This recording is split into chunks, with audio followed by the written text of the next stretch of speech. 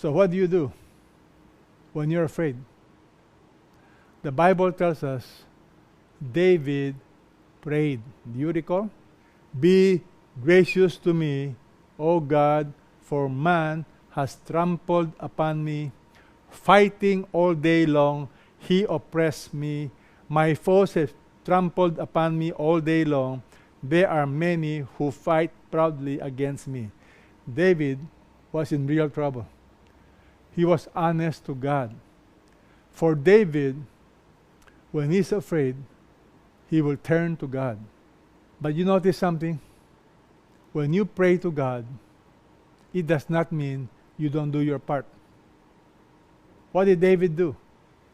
The Bible tells us David disguised his sanity before them and acted insanely in their hands, and scribbled on the doors of the gate, let his saliva run down into his beard.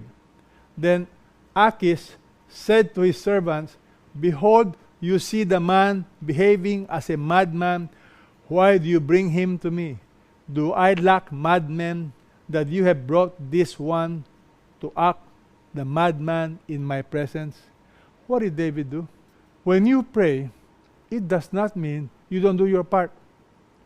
David thought of how in the world will I escape from the danger of the Philistines. So he acted like he was crazy. And he was so successful in his acting that the king said, this guy is a madman. Why are you bringing him to me? He's crazy.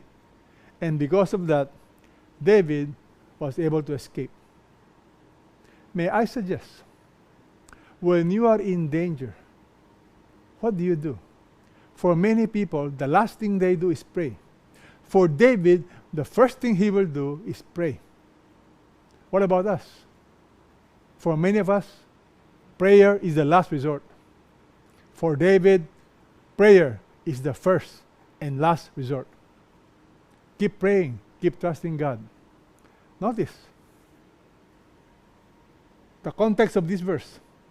When I am afraid, fear will come sooner or later. What do? I will put my trust in you. In God, whose word I praise, in God I put my trust. I shall not be afraid. What can mere man do to me? For David, when fear comes, he does not allow fear to stay. I love this quotation.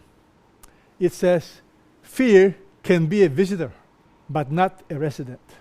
When fear comes, let it be a reminder. It's time to turn to the Lord.